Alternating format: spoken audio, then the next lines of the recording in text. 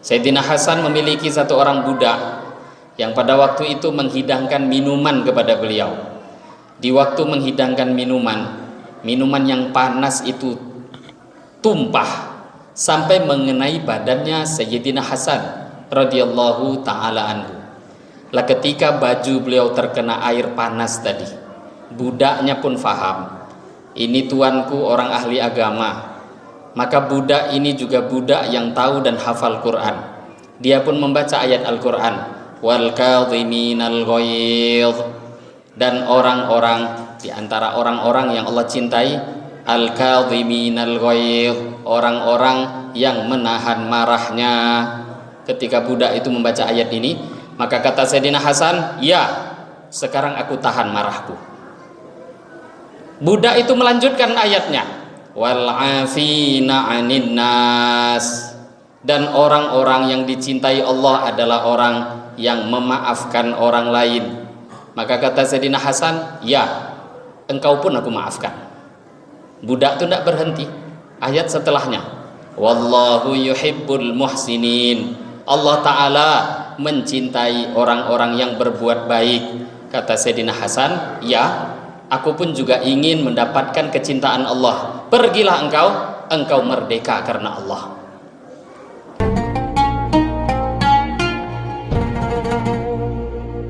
Assalamualaikum warahmatullahi wabarakatuh. Alhamdulillahil fattahil alim alladzi khalaqal insana fi ahsani taqwim. Wa asyhadu an la ilaha illallahul wahidul hakim.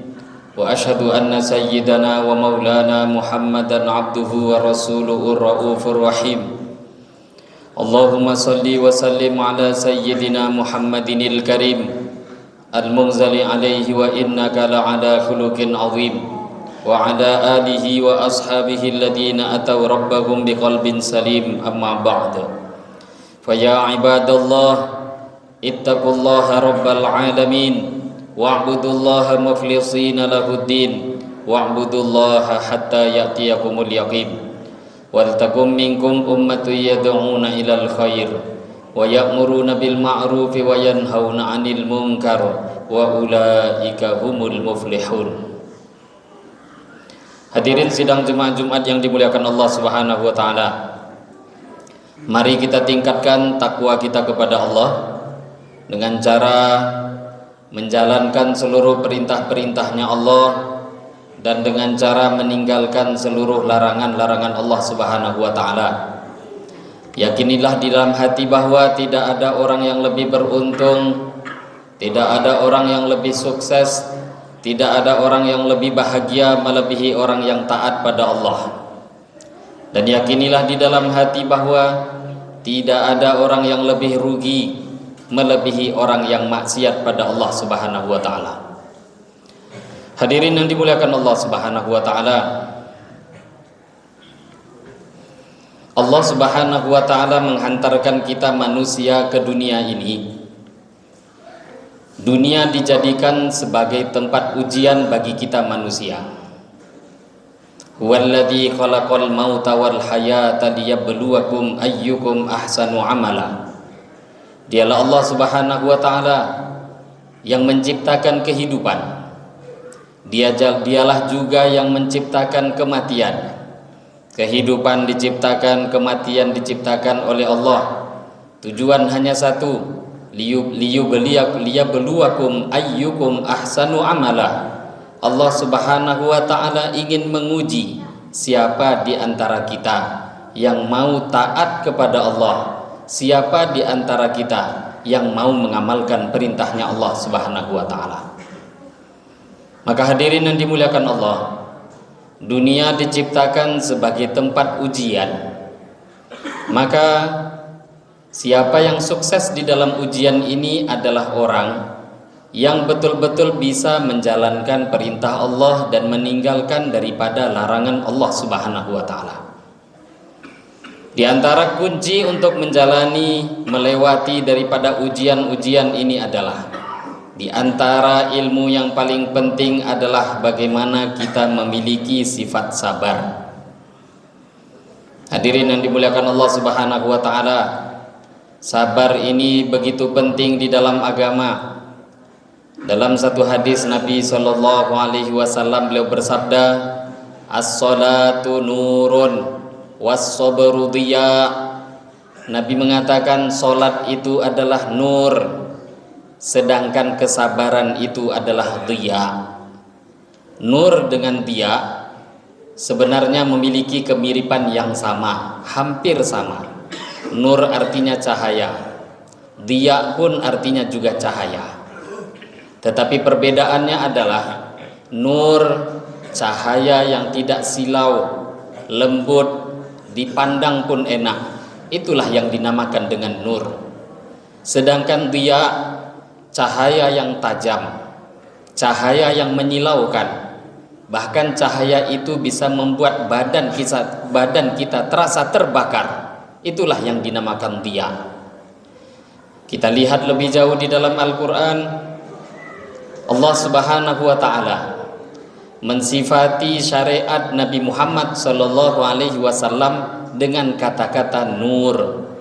Qad ja'akum minallahi nuru wa kitabum mubin.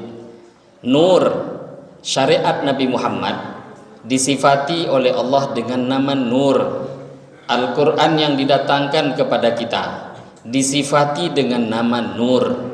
Syariat nabinya, Qurannya disifati dengan nur oleh Allah di dalam Al-Quran.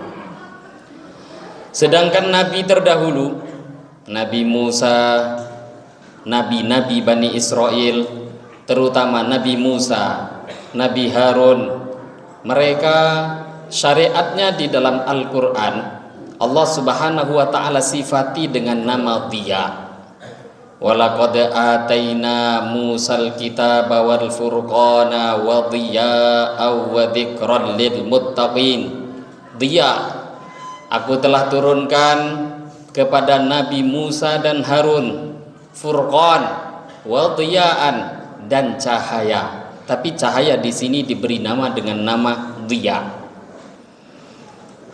Hadirin yang dimuliakan Allah Subhanahu wa Ta'ala, ini satu perbedaan yang besar yang Allah Subhanahu wa Ta'ala berikan kepada kita, kepada Nabi besar Muhammad sallallahu alaihi wasallam, dan kepada umat ini. Perbedaan yang begitu besar dibandingkan dengan umat terdahulu, nabi-nabi terdahulu, syariat-syariat terdahulu. Syariat Nabi Musa disifati dengan diya, cahaya, tapi menyilaukan. Bahkan di dalam Al-Quran Allah Ta'ala mengatakan perumpamaan perbedaan nur dengan diya yang sebenarnya mirip, bisa dikatakan cahaya. Walladzi ja'ala asy-syamsa dhiya'ah wal qamara nura. Dialah Allah Subhanahu wa Ta'ala, walladzi ja'ala asy-syamsa dhiya'ah, Allah Ta'ala yang telah menjadikan matahari dhiya'an, bercahaya, tapi dengan menggunakan lafaz diya, cahayanya tajam. Dan Allah jadikan wal qamara nura, dialah Allah yang menciptakan bulan nuran, juga bercahaya. Tapi cahaya bulan disifati dengan nama nur, cahaya yang lembut, indah dipandang mata, tak menyakitkan sampai ke tubuh. Disitulah perbedaan syariat kita dibanding dengan syariat umat-umat terdahulu.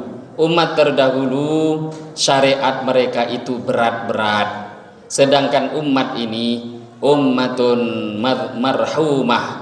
Umat ini adalah umat yang disayangi oleh Allah.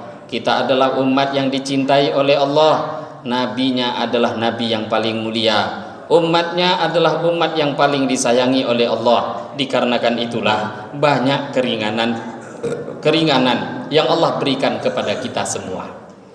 Hadirin yang dimuliakan Allah Subhanahu wa Ta'ala, apabila kita sedikit melihat daripada syariat-syariat umat terdahulu, pakaian mereka terkena najis saja tak akan bisa dicuci dengan air. Nabi Musa ketika kaumnya baju pakaian mereka terkena najis, maka perintah Allah, potong pakaian itu. Bahagian yang terkena najis mesti dipotong.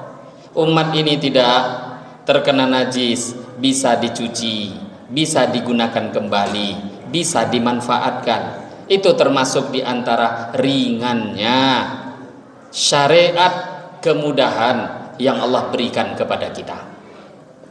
Tetapi di dalam hadis tadi yang kita baca, as-sholatu nurun was-sabru diya, salat adalah nur, sedangkan sabar adalah diya. Kita tahu tadi nur disifati dengan cahaya yang tidak terlalu besar. Salat malah dikatakan sebagai nur, sedangkan sabar disifati dengan kata-kata diya, cahayanya begitu besar. Apakah di sini amal sabar itu jauh lebih besar, lebih tinggi daripada amal solat? Sedangkan setahu kita, solat itu adalah amal yang terpenting selepas iman. Hadirin yang dimuliakan Allah, solat amal terpenting selepas iman. Ayat ini tidaklah bertentangan dengan ayat-ayat lainnya. Hadis ini tak bertentangan dengan hadis-hadis lainnya. Maknanya di sini kata para ulama, maknanya adalah kenapa solat disifati dengan nur, sedangkan sabar disifati dengan diya, cahaya yang lebih besar. Karena memang amal agama apapun, entah itu puasa, apakah itu zakat, entah itu amalnya haji, begitu juga dengan solat. Tak akan bisa kita kerjakan amal apapun tanpa ada kesabaran di dalamnya. Untuk taat kepada Allah, kuncinya adalah sabar. Maka sabar terbagi menjadi 3 bahagian. Sabar menghadapi ujian, musibah-musibah, ini sabar yang paling rendah. Sabar level setelahnya, sabar untuk menjalani, melaksanakan perintah-perintah Allah. Ini level sabar yang di atasnya. Ada lagi sabar yang lebih tinggi, sabar meninggalkan maksiat kepada Allah. Inilah tingkatan sabar yang paling tinggi. Hadirin yang mulia, musibah-musibah yang datang mesti kita sabar untuk menjalaninya. Karena seperti apapun, manusia ini juga akan diberikan ujung-ujungnya sabar juga. Satu kali yang mulia baginda Muhammad SAW melewati seorang wanita, seorang perempuan yang sedang menangis di kuburan karena anaknya baru meninggal dunia. Maka kata Nabi SAW kepada perempuan tadi, isbiri, sabarlah engkau, bersabar. Perempuan itu pun menengok Nabi dan dia tak sadar kalau itu Rasulullah. Maka dia mengatakan, engkau berani mengatakan sabar, sedangkan engkau tak mendapatkan musibah sama dengan diriku. Umumnya orang kalau diberitahu sabar, kalimat ini yang keluar. Maka Nabi pun diam. Beliau pun berlalu, kemudian pergi. Tak berapa lama kemudian orang yang ada di tempat kejadian mendatangi perempuan itu dan memberitahu, apakah engkau tak tahu kalau itu Rasulullah? Perempuan itu pun terkaget. Itu Nabi? Iya. Akhirnya dia pun pergi mencari Nabi sampai pergi ke rumah berjumpa dengan Rasulullah. Ketika itu perempuan itu pun mengatakan, ya Rasulullah, aku tadi tidak tahu kalau itu Tuhan, maka sekarang saya akan bersabar. Apa kata Nabi SAW? Innamas sabru indas sadmatil ula. Sabar itu adalah pada waktu pukulan yang pertama. Sabar itu berguna tadi. Sekarang apa gunanya sabar? Manusia memang diberi oleh Allah kesempatan waktu. Berubahnya jam, berubahnya hari, itu akan membuat kita akan lupa dengan masalah-masalah yang lalu. Maka sebenarnya entah kita sabar ataupun tidak, waktu perubahan hati juga akan berubah. Satu orang ditinggal mati istri, ditinggal mati suami, ditinggal mati keluarga, menangis. Hari itu ia menangis, 2 hari masih sedih, 3 hari masih senang. Sebulan kemudian suami itu akan menikah kembali. Apakah dia tak sedih? Sabar waktu itu. Setelah lupa, itulah watak manusia, seolah-olah apapun tak pernah terjadi. Maka sabar dari musibah-musibah yang ada, ini mesti kita kerjakan indas sadmatil ula, tetapi pada waktu kejadian yang sedang berlangsung. Karena kalau sudah terlewat waktunya, siapapun, jangankan orang Islam, orang beriman, orang kafir pun juga akan sabar kalau sudah terlewat waktu masa kejadiannya. Hadirin yang dimuliakan Allah, Sabar di waktu ada musibah itu penting, tetapi ini tingkatan sabar dasar level yang pertama. Ada lagi sabar yang lebih tinggi daripada itu, yaitu sabar menjalankan perintah-perintah Allah. Hadirin yang mulia, tak akan mungkin kita bisa meluangkan waktu untuk sholat kalau kita tak sabar dengan perintah sholat. Tak mungkin kita bisa datang ke masjid kalau kita tak mau menundukkan hawa nafsu kita, bersabar dengan hawa nafsu, lawan nafsu, sabar dengan nafsu, baru kita akan bisa datang ke masjid. Tak akan mungkin bisa berpuasa kalau mereka orang-orang berpuasa tak memiliki sifat sabar. Apapun amal mesti ada sabar di dalamnya, dan ini level yang kedua. Level yang tertinggi, sabar meninggalkan maksiat kepada Allah. Kenapa ini tertinggi, hadirin yang mulia? Karena sabar-sabar yang sebelumnya itu banyak yang mampu dikerjakan oleh orang-orang. Dapat musibah sabar, banyak yang mampu.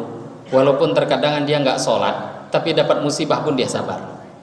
Tapi orang-orang yang sabar dapat musibah, belum tentu dia taat pada Allah. Ketika sholat 5 waktu datang, belum tentu dia mampu mengerjakan sholat. Tapi ini sudah naik level. Ada juga orang yang sudah mampu mengerjakan sholat, melaksanakan amal-amal ketaatan, sholat jalan, maksiat pun juga berjalan.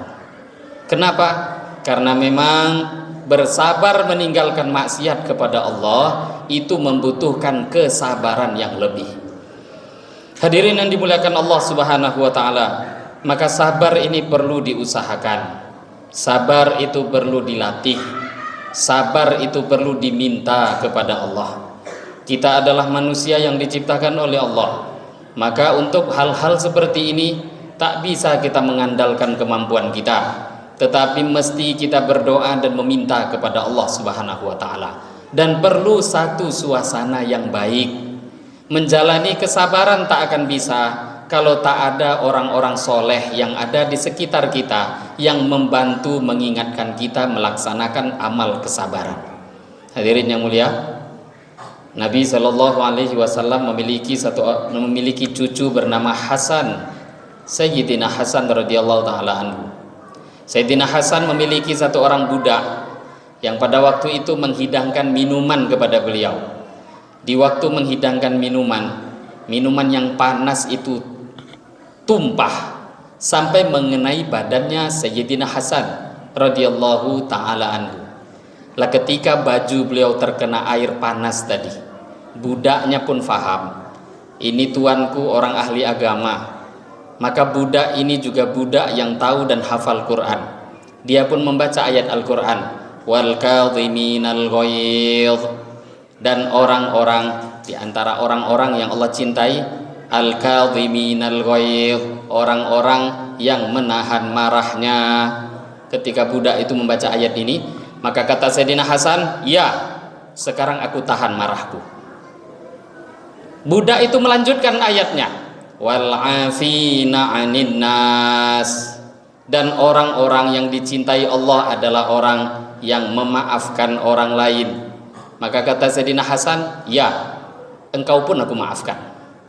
Budak itu tidak berhenti. Ayat setelahnya, wallahu yuhibbul muhsinin, Allah Ta'ala mencintai orang-orang yang berbuat baik. Kata Sayyidina Hasan, ya, aku pun juga ingin mendapatkan kecintaan Allah. Pergilah engkau merdeka karena Allah.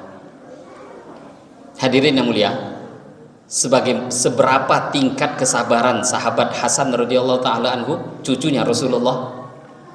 Ketika datang waktu masalah yang sebenarnya keinginan hati untuk marah, tetapi mendengarkan ayat Al-Quran dibacakan, langsung terdiam dan mengikuti apa yang ada di dalam ayat Al-Quran.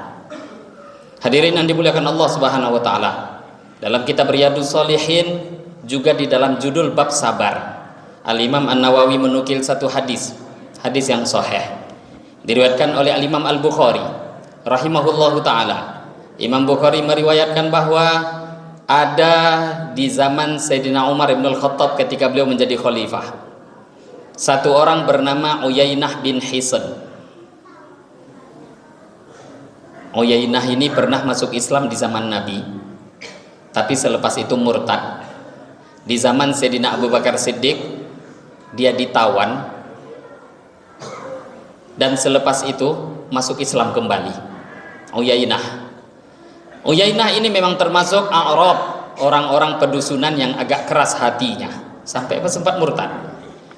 Uyainah memiliki sepupu yang di zaman kekhilafahan Sayyidina Umar adalah termasuk ahli majelis khususnya Sayyidina Umar. Kalau zaman sekarang seperti kabinet, Perdana Menteri memiliki beberapa orang menteri. Orang-orang khususnya Sayyidina Umar diantaranya adalah sepupu daripada Uyainah bernama Al-Hur. Uyainah berkata kepada sepupunya Al-Hur, "Wahai sepupuku, engkau memiliki kedekatan dengan Amirul Mukminin. Aku minta engkau membantu aku untuk berjumpa dengan Amirul Mukminin. Berikan waktu untukku sebentar saja." Maka akhirnya Al-Hur membantu saudaranya sehingga akhirnya jumpa dengan Sayyidina Umar ibn al-Khattab. Ketika berjumpa, saudaranya pun tak mengira. Tiba-tiba di depan Sayyidina Umar ibn al-Khattab, Uyainah pun langsung tiba-tiba mencaci Amirul Mukminin. "Umar, engkau kurang ajar. Engkau sedikit pun tak pernah berbuat adil. Engkau tak pernah berbuat baik kepada kami." Al-Hur terheran mendengarkan itu. Diberi waktu, dipikir ini ada satu hal yang penting akan menyenangkan Amirul Mukminin, tapi ternyata kesempatan itu digunakan untuk mencaci maki. Maka Al-Hur pun datang kepada Sayyidina Umar dan berdiri, kemudian mengatakan, "Ya Amirul Mukminin, Allah Ta'ala berfirman di dalam Al-Quran, khudhil afwa wa'mur bil 'urfi wa'arid 'anil jahilin." Khudhil afwa, maafkanlah. Wa'mur bil 'urfi, perintahkan kebaikan. Wa'arid 'anil jahilin, berpalinglah daripada orang bodoh. Wa hadza minal jahilin, dan dia ini Uyainah adalah termasuk orang bodoh, berpalinglah, tak usah diurus. Al-Hur rahimahullah ta'ala, beliau pun mengatakan, ketika aku bacakan ayat ini kepada Sayyidina Umar ibn al-Khattab, wajah beliau pertama kali memerah, hendak mengamuk, tetapi beliau langsung terdiam dan berubah, merah wajahnya pun menjadi hilang. Kata Al-Hur, wa kana waqafan 'inda kitabillahi ta'ala. Memang itulah Sayyidina Umar ibn al-Khattab, beliau adalah orang yang berhenti, tidak akan membuat apapun ketika diingatkan dengan ayat Al-Quran. Hadirin yang mulia, inilah para sahabat Nabi SAW. Sifat-sifat seperti ini yang mau kita terapkan dalam hidup kita. Terkadangan kita berpikir untuk membuat peningkatan, tetapi kita lupa melihat siapa panutan kita. Ini bukan dongeng, ini bukan cerita yang dibuat-buat, tetapi ini adalah kisah di dalam hadis-hadis sahih, kehidupan Nabi dan para sahabat, orang-orang yang memang betul-betul sudah diridhoi oleh Allah. Mereka memberitahu kepada kita, bila memiliki sifat sabar, kehidupan akan mudah, taat pada Allah akan mudah, meninggalkan maksiat akan mudah, musibah-musibah datang pun juga dijalani dengan mudah, dengan syarat satu, ketika memiliki sifat sabar.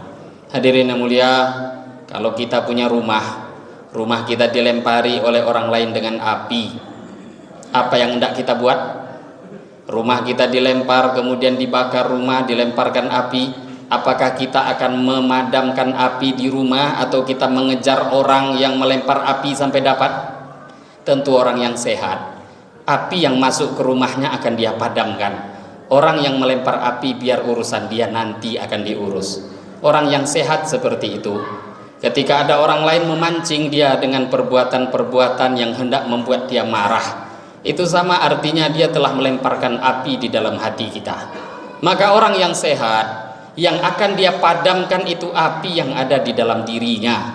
Nabi SAW bersabda, kata Nabi, marah itu adalah dorongan daripada setan. Setan itu terbuat daripada api. Api itu akan padam dengan air. Siapa di antara kalian yang sedang marah, maka hendaklah dia berwudu. Salah satu khalifah selepas Khulafaur Rasyidin, yaitu Muawiyah radhiyallahu taala anhu, satu kali beliau naik ke mimbar. Tapi bukan khutbah Jumat. Khutbah tak mesti khutbah Jumat. Khutbah di waktu biasa juga pernah dibuat oleh Nabi dan sahabat. Ketika naik ke mimbar, tiba-tiba beliau mengatakan kepada orang-orang yang ada dalam kajian, "Tunggu sebentar, aku akan pergi." Kemudian beliau pun pergi. Tak berapa lama beliau kembali, menetes dari rambut beliau air, menunjukkan beliau baru saja mandi. Maka beliau pun mengatakan kepada orang-orang, "Aku tadi dalam kondisi marah, dan aku mendengar Nabi bersabda, siapa di antara kalian yang marah, hendaklah dia mandi." Hadirin, ini beberapa cara untuk menjalani kehidupan. Agama Islam agama yang luar biasa. Allah Ta'ala melewati Nabi, begitu juga sahabat, memberikan kepada kita contoh-contoh solusi untuk menjalani kehidupan. Marah itu sifat normal manusia.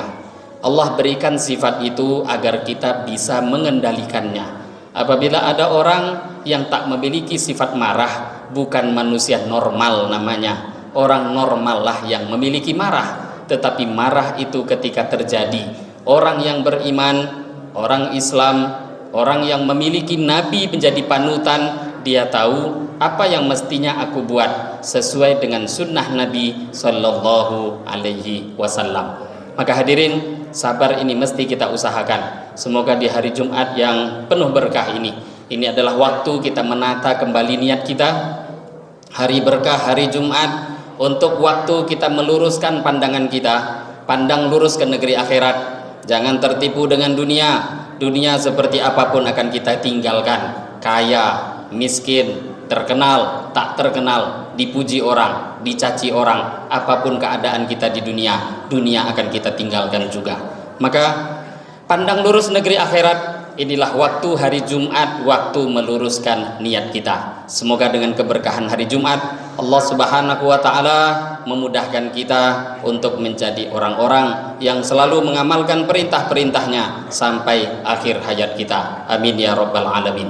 Ja'alanallahu wa iyyakum minal faizinal aminin, wa adkhalana wa iyyakum fi zumratil muttaqinal mu'mininal muqinin. A'udzu billahi minasyaitonir rajim.